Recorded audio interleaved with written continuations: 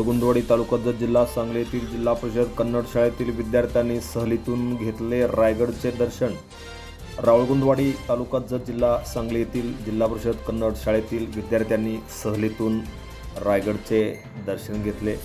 यावेळी शाळेचे मुख्याध्यापक मान्य उमेश कोटाळ यांच्यासह त्यांचे सर्व शिक्षक वर्ग विद्यार्थी मोठ्या संख्येने उपस्थित होते। पाहूया TV1 मराठीचा ग्राउंड रिपोर्ट।